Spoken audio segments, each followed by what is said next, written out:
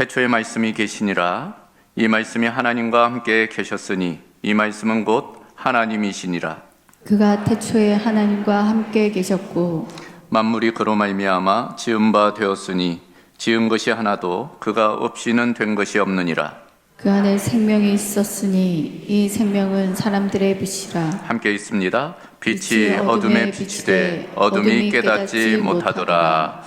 아멘. 이어서 요한복음 8장 12절 말씀 우리가 함께 읽도록 하겠습니다.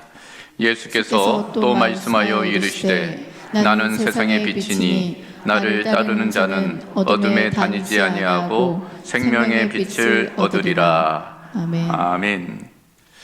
자, 오늘 대림절 세 번째 주일을 맞아 함께 읽은 본문을 통해 예수 세상의 빛이라는 제목으로 함께 말씀 나누겠습니다. 자, 우리가 대림절 주 오심의 계절을 맞아 요한복음을 통해서 예수님께서 이 땅에 오신 목적, 그 의미에 대해서 함께 살펴보고 있습니다. 지금 요한복음을 함께 살펴보고 있는데 이 요한복음은 다른 복음서와는 좀 다른 면이 있어요. 독특한 위치를 좀 차지하고 있습니다. 복음서가 4권이잖아요. 마태, 마가, 누가복음. 이 세 복음서는 같은 관점에 쓰였다고 해서 이제 공감복음이라고 부릅니다. 그래서 읽다 보면은 내용이 상당 부분 겹친다는 느낌을 가져요. 그러나 요한복음은 좀 달라요. 그래서 요한복음은 공감복음에는 없는 그런 내용들이 많이 기록되어져 있습니다. 그래서 요한복음을 가리켜 제4복음서라고 부르기도 합니다.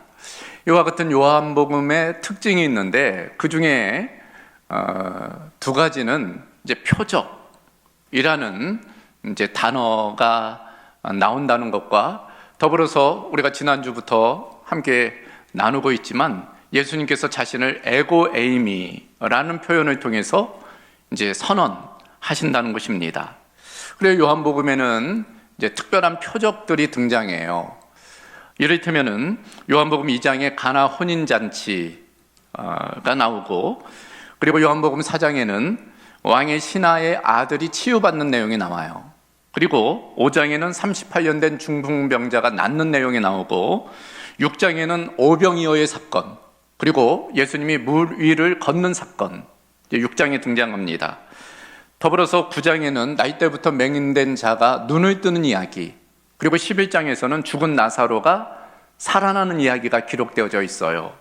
그런데 이런 사건들을 다른 복음서와는 다르게 표적이라는 단어로 설명하고 있어요. 다른 복음서에서는 기적이나 이적, 그러니까 헬라어로는 테라스나 듀나미스라는 단어로 표현하는 반면 요한복음에서는 세메이온이라고 표적이라는 단어로 표현을 하고 있습니다. 그러니까 그 목적이 다르다는 거예요. 그러니까 그 이적 자체보다 그것이 드러내고자 하는 의미가 더 중요하기 때문에 표적, 이제 사인이라는 단어를 쓰고 있는 것입니다. 그러니까 그 이적 자체보다 그것을 행하시는 분, 이제 그가 누구인지, 그분은 바로 그것을 행할 만한 이제 하나님의 아들이심을 그 7가지 표적을 통해서 요한복음은 드러내고 있는 거예요. 근데 요한복음에서는 그 표적만 아니라 예수님께서 친히 말씀을 통해서 자기가 누구인지를 이제 드러내고 계세요. 그것이 바로 이제 에고 에이미, 나는 멋멋이다 라는 표현입니다. 요한복음에만 등장하는 특별한 표현이에요. 지난주 말씀드렸지만 그 표현은 출애굽기 3장 14절, 나는 스스로 있는 자이다. 하나님께서 자기를 계시하실 때 사용했던 단어와 이제 동일한 단어예요. 그거에 통해서 예수님은 자신이 곧 하나님의 아들이심을 이제 보여주고 계신 것입니다. 자, 그러면서 우리가 지난주부터 그 에고 에이미에 관한 내용을 함께 살펴보고 있는데, 지난주에는 나는 생명의 떡이다, 생명의 떡 되신 예수님을 함께 살펴보았죠. 예수님은 생명 그 자체라는 거예요. 생명의 떡이 되신다는 것입니다. 그러므로 우리가 그 예수님을 먹어야 된다는 거예요. 먹는다는 것은 예수님을 믿는다는 거죠. 예수님을 영접한다는 거예요. 예수님과 연합된다는 그런 의미입니다. 그럴 때만이 우리가 영원한 생명을 얻는다. 죽어서 천국에서 그런가? 아니, 그때뿐 아니라 예수님을 믿는 순간부터 우리는 영원한 생명에 참여하게 된다는 거예요. 우리가 지난주 함께 나누었던 말씀입니다. 자, 오늘은 두 번째 시간이에요. 오늘 예수님은 자신을 나는 세상의 빛이다 라고 말씀하세요. 세상의 빛 되신 예수님입니다. 여러분, 사실 성탄의 계절 가장 먼저 그 성탄을 알리는 신호는 빛이에요. 불빛입니다. 그래서 여러분, 저녁에 우리 교회를 방문하신 분 보면 이 추리, 이 전등을 늘어뜨리고 또 나무마다 이제 이 전등 빛으로 감싼 거 보실 수 있을 겁니다. 이 앞에 보아도 이 성탄 추리에 이렇게 전구들이 반짝이고 있고 가장 위에는 다윗의 별이 빛나고 있는 것을 알 수 있잖아요. 이 앞에도 이 대림초가 이제 오늘은 세 번째 주이기 때문에 이제 세 개의 대림초가 이제 빛을 밝히고 있어요.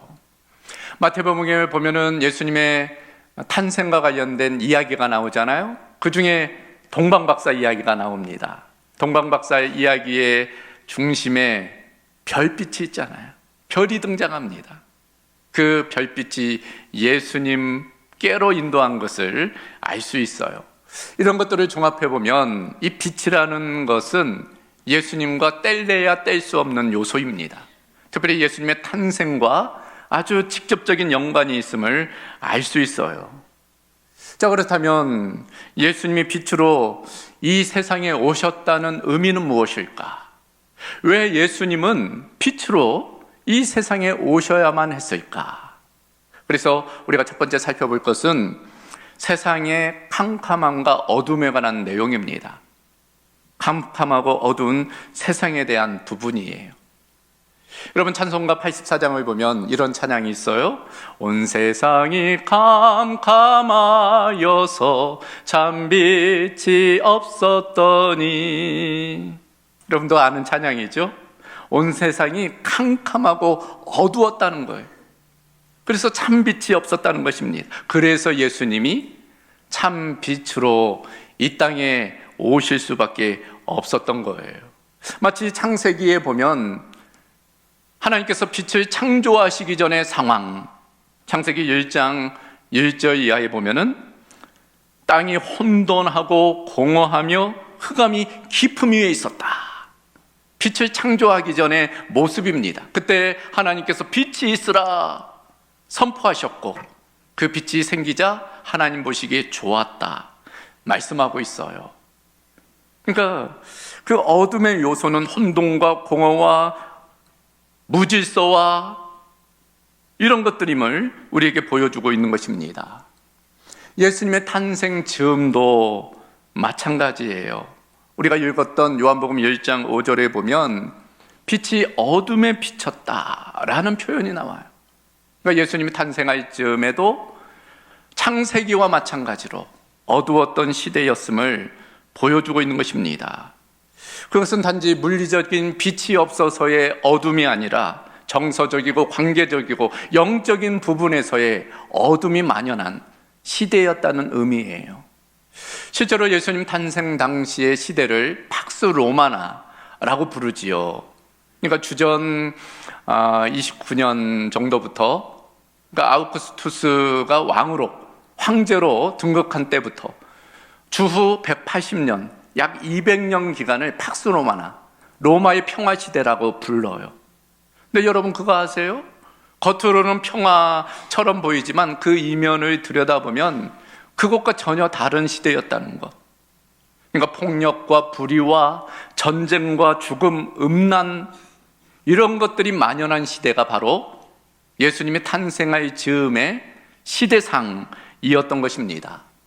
그래서 마태복음을 기록한 마태는 마태복음 4장 16절에 이사야 9장 1절 2절 말씀을 인용해서 이렇게 이야기합니다.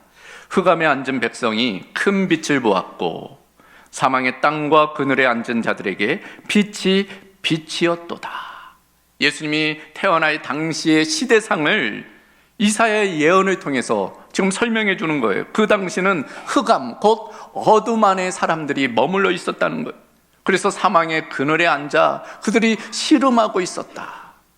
그래서 예수님은 그들 가운데 빛으로 임하시게 되었다 말씀하고 있는 것입니다. 그런데 그와 같은 시대의 어둠이 그때뿐일까요? 오늘날도 마찬가지입니다. 오늘날도 별반 다를 바 없어요. 지금 세상은 여전히 어둠 가운데 있어요. 그 결과로서 사람들은 방향을 찾지 못하고 있습니다. 암중모색이라고.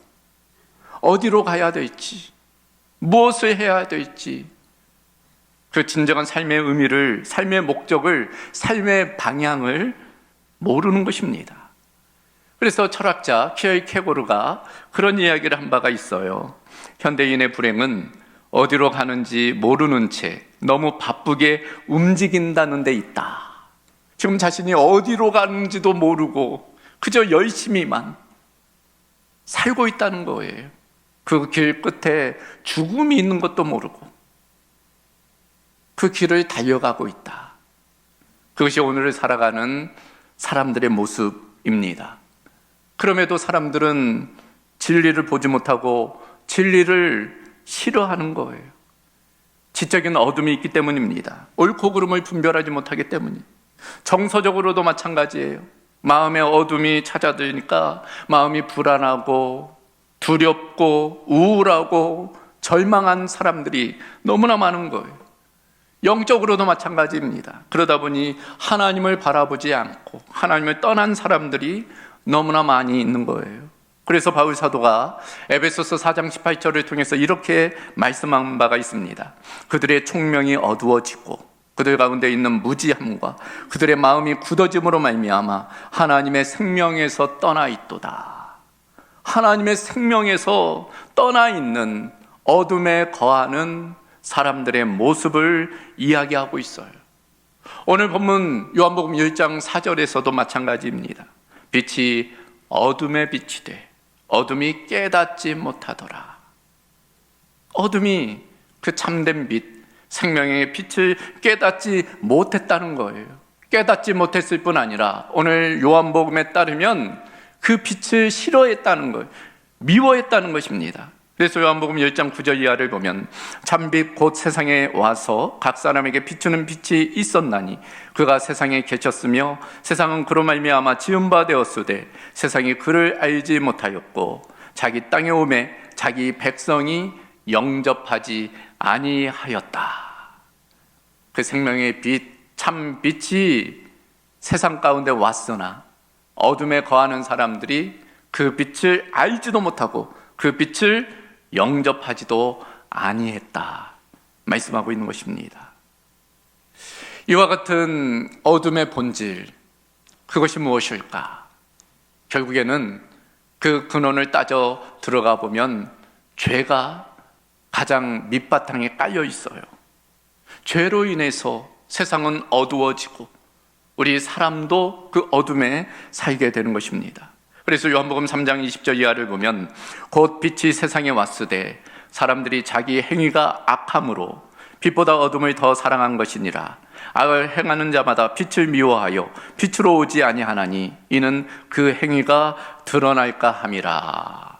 자기의 행위, 자기의 죄됨이 드러날까 싶어 빛이 왔음에도 그 빛으로 나아가지 않는 우리 인간의 실존, 그 죄된 모습을 요한복음에서 지금 말씀하고 있는 것입니다. 그런 측면에서 세상의 어둠은 인간의 절망을 의미해요. 그 어둠은 우리 인간을 절망 가운데로, 사망의 그늘 가운데로 끌어간다는 것을 말씀해 주는 것입니다. 그래서 예수님께서는 빛으로 그 어두운 세상 가운데 찾아오신 거예요. 그래서 두 번째 살펴볼 것은 세상의 빛 되신 예수입니다. 오늘 본문 이제 요한복음 8장을 좀 더 집중적으로 살펴보겠는데 오늘 8장 본문 내용을 이해하기 위해서는 이 8장의 배경을 좀 우리가 이해할 필요가 있어요. 크게는 두 가지 배경을 우리가 전제해야 됩니다.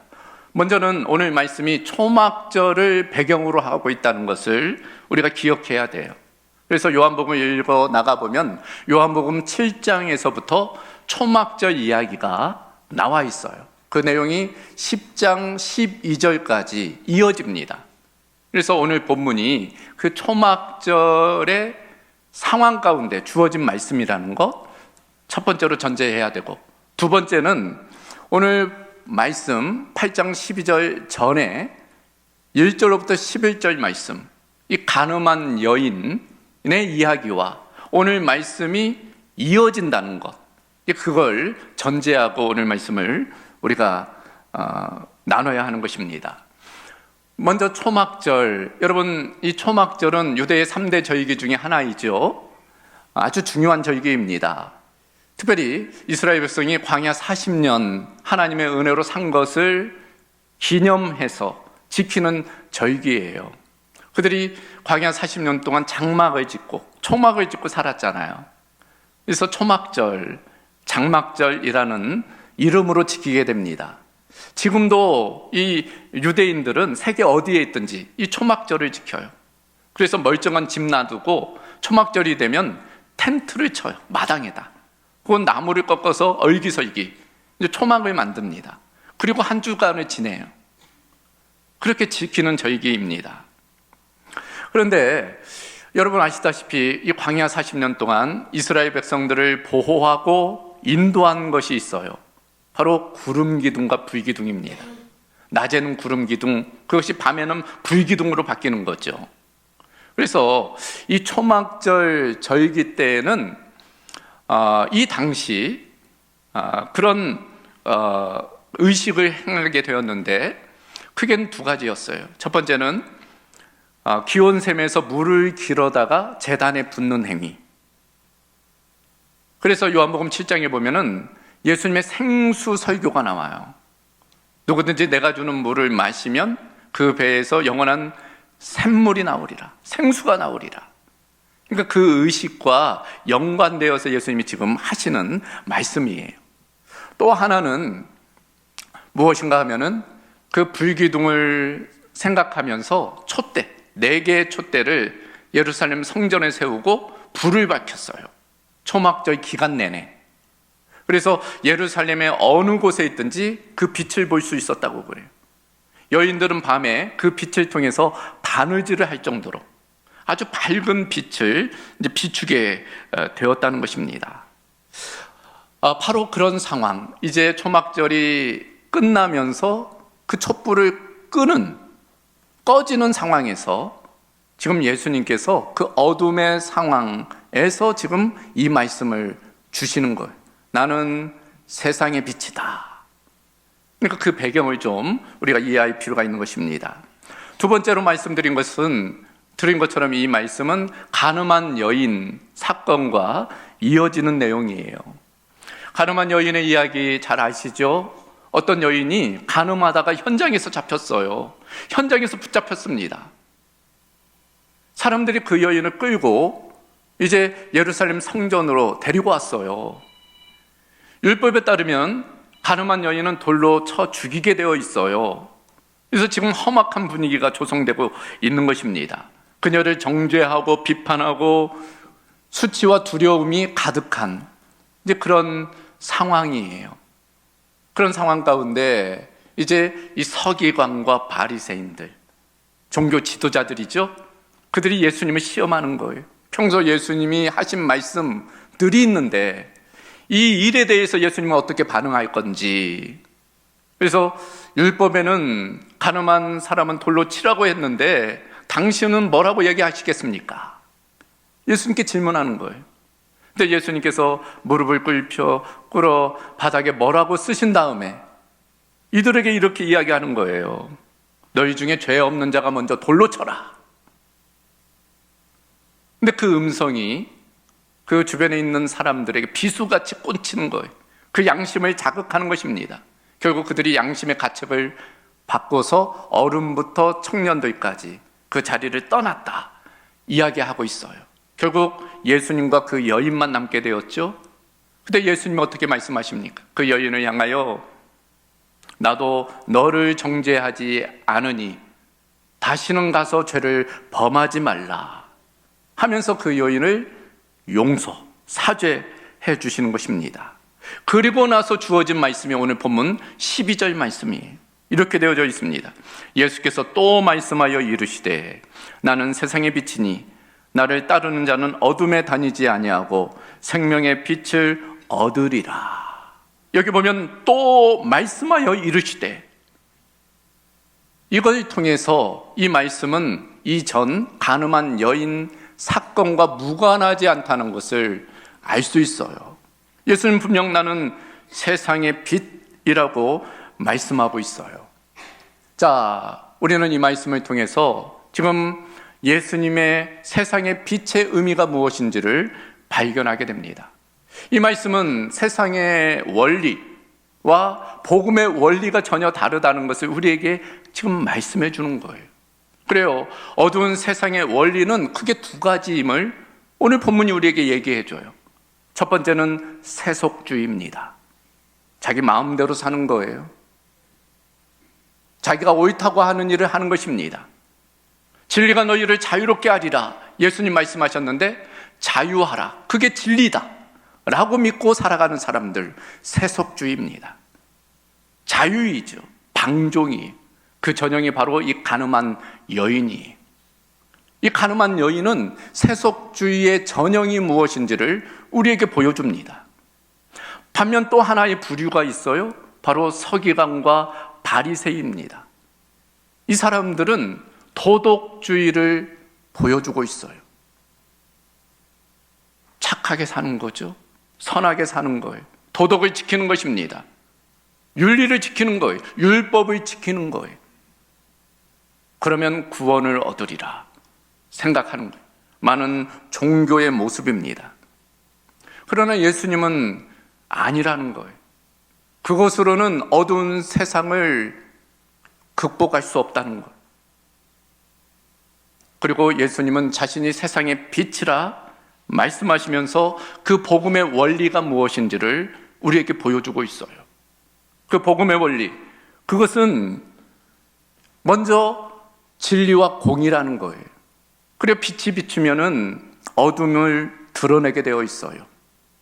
무엇이 참이고 무엇이 거짓인지를 나타나게 되어 있습니다. 죄가 드러나게 되어 있어요. 어두울 때는 다 괜찮아 보여요. 아무 문제 없어 보입니다. 그러나 빛 가운데로 나아가면 자신의 몸에 무엇이 묻어 있는지, 무엇이 잘못됐는지를 알게 돼요. 그것이 복음의 빛의 능력입니다. 예수님의 그 빛을 우리가 발견하면 자신의 죄됨을 깨닫게 돼요. 그 빛은 그 죄됨을 드러내게 되는 것입니다. 그것으로 상처 주기 위해서? 아니, 그걸 통해서 우리를 회복시키기 위해서.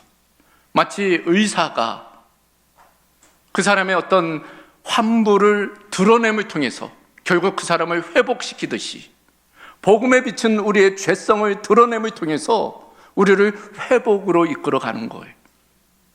그런 측면에서 복음은 진리의 빛이며 공의의 빛이에요. 그래서 오늘 본문에 따르면 예수님은 이 여인에 대해서 죄가 없다고 이야기하지 않았어요. 죄가 없는 것처럼 말씀하지 않으셨습니다. 죄가 있으나 내가 너를 정죄하지 않겠다. 죄 있음은 인정하셨으나 그것을 다른 차원에서 다루고 계심을 말씀하고 있는 것입니다. 그것이 무엇일까요? 그것이 바로 사랑의 빛이에요. 예수님은 그 빛으로 그 사랑을 나타내 주신 것입니다. 죄를 정죄하지 않고 죄가 있으나 사랑으로 감싸시는 거죠. 예수님은 죄는 미워하셨으나 죄인은 용납하시는 거예요. 그리고 그에게 새로운 생명을 부어주시는 것입니다. 그래서 요한복음 10장 4절에도 그 안에 생명이 있었으니 이 생명은 사람들의 빛이라. 그 빛 안에는 생명이 내포되어 있음을 이야기하는 것입니다. 예수님은 죄인을 몰아내는 빛이 아니라 그 영혼을 살리는 생명의 빛으로 그 중심에는 사랑으로 그 사람을 되살려 내는 것입니다. 결국 그것을 통해서 복음은, 예수님의 생명의 빛은 제3의 길을 제시해 주는 거예요. 세속주의의 길, 방종이죠. 그리고 도덕주의의 길, 율법 준수예요. 그러나 예수님은 제3의 길, 복음의 길을 제시하는 거예요. 그래서 오늘 본문을 보면은 나도 너를 정죄하지 아니하노니 가서 다시는 죄를 범하지 말라 말씀을 하고 있어요. 새로운 길을 예수님 제시하시는 것입니다. 어둠 속에서 가야 할 길을 알지 못해 방황하는 그 사람에게 이제는 새로운 길을, 새로운 방향을 예수님 제시해 주는 거예요. 생명의 길이며 복음의 길입니다. 그래서 오늘 본문 12절에는 이렇게 말씀하는 거예요. 나는 세상의 빛이니 나를 따르는 자는 어둠에 다니지 아니하고 생명의 빛을 얻으리라. 예수 생명의 빛, 그 빛이 우리 가운데 임할 때 우리는 더 이상 어둠에 머물지 아니하고 빛 가운데로 나아감을 말씀해 주는 것입니다. 이것이 단지 오늘 가늠한 여인에게 주시는 복음이 아니에요. 우리도 마찬가지로 이 복음을 받게 되었습니다. 우리도 빛 대신 주님을 만날 때 비로소 내가 누구인지를 깨닫게 돼요. 진정 내가 어떤 존재인지를 알게 됩니다. 내가 죄인임을 비로소 알게 돼요. 마치 시몬 베드로처럼 어느 날 시몬 베드로가 고기를 낚다가 예수님을 만나잖아요. 주님을 만나잖아요. 그 예수님이 그리스도이심을 깨닫게 됩니다. 그때 시몬 베드로의 반응이 무엇일까요? 누가복음 5장 8절에 보면 이렇게 되어져 있습니다. 예수의 무릎 아래에 엎드려 이르되 주여 나를 떠나소서 나는 죄인이로소이다. 그 전까지만 해도 자신은 좀 괜찮은 사람, 다른 사람과 비교하면 나는 좀 도덕적이고 나는 계명도 잘 지키고 그러니 괜찮은 사람. 그러나 절대적인 빛, 거룩한 빛 그 앞에 서보니 나는 죄인이구나 라는 것을 깨닫게 돼. 우리도 마찬가지입니다. 주님의 빛 앞에 설 때 비로소 내가 누구인지를 깨닫게 돼요. 그리고 내 힘으로는 도무지 그 문제를 해결할 수 없다는 것을 인정하게 됩니다. 그럴 때 우리는 그 빛을 받아들이게 돼요. 그 빛을 의지하게 됩니다. 그럴 때 그 생명의 빛이 우리를 새롭게 하는 거예요. 우리를 새로운 길로 나아가게 되는 것입니다. 우리 안에 있는 두려움과 절망, 죄책감과 모든 불안을 이겨내도록 우리를 인도해 내는 것입니다. 세상의 빛 되신 예수님께서 오셔서 우리 안에서 행하시는 일이라고 할 수 있습니다. 그러므로 세 번째, 우리는 어떻게 살아야 될까? 바로 빛 대신 예수님으로 살아야 된다는 거예요. 예수의 빛으로 사는 우리가 되어야 된다는 것입니다. 그래서 오늘 본문에 따르면 예수님은 나는 세상의 빛이라 라고 끝나지 않으셨어요. 이어서 이렇게 말씀하십니다. 12절을 보면 나는 세상의 빛이니 나를 따르는 자는 어둠에 다니지 아니하고 생명의 빛을 얻으리라. 예수님은 세상의 빛으로 오셔서 우리에게 빛을 비추시고 우리는 그 빛을 마음에 받아 빛의 사람으로 살아가게 된다는 것입니다. 그래서 우리는 빛의 자녀예요. 빛의 사람들입니다. 그러므로 우리가 어떻게 살아야 될까? 몇 가지를 간단히 살펴보면 먼저는 과거의 어둠의 일을 이제는 벗어야 되는 거예요. 이제는 어둠의 자녀가 아니라 빛의 자녀이니까 과거 어둠의 자녀에서 행했던 일들을 이제는 버려야 된다는 거예요.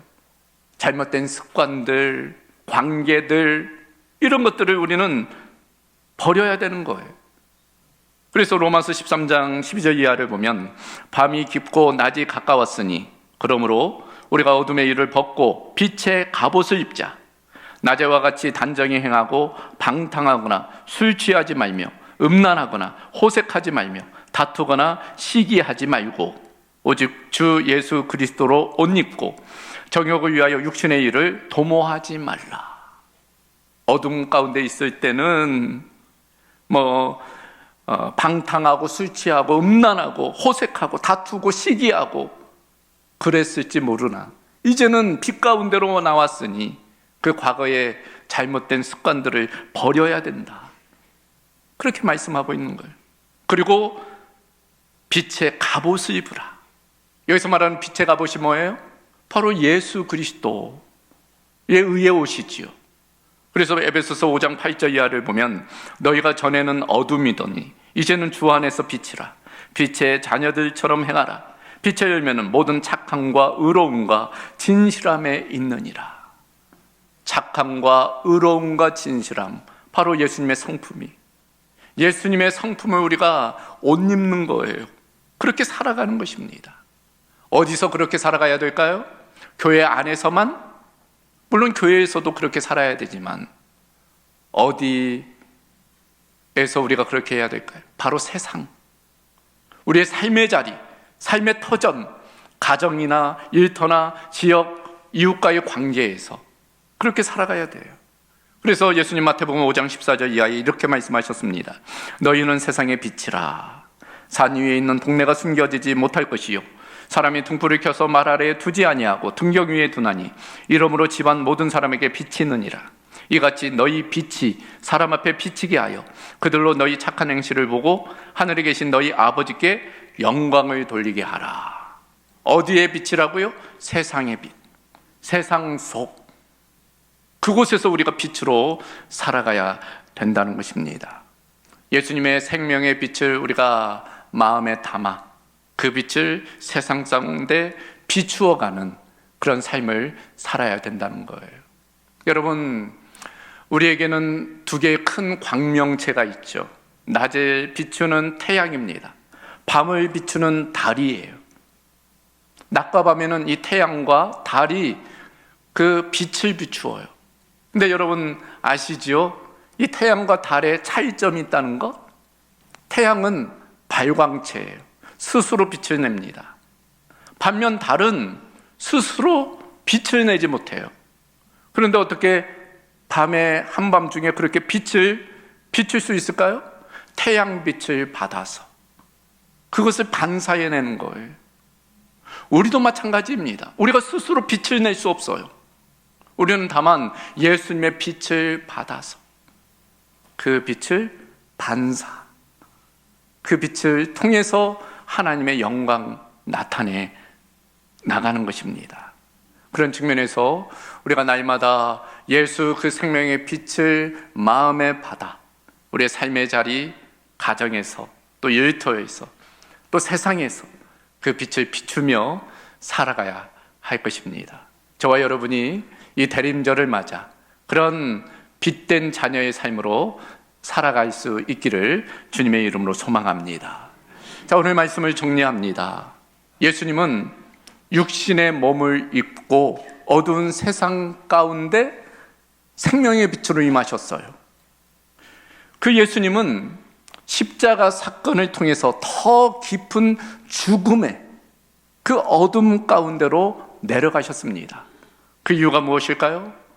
바로 우리를 그 어둠 속에서 건져내서 하나님의 그 귀한 빛에 들어가도록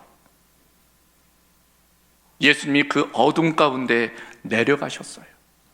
육신을 입고 이 세상 어둠으로 내려오셨고 더 깊은 십자가를 통해 죽음의 어둠 가운데 예수님은 내려가셨습니다.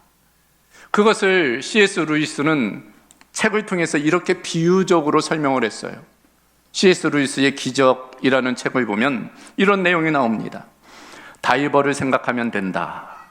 그는 초라하게 벌거벗고 밑을 내려다본 다음 풍덩 입수하여 사라져버린다.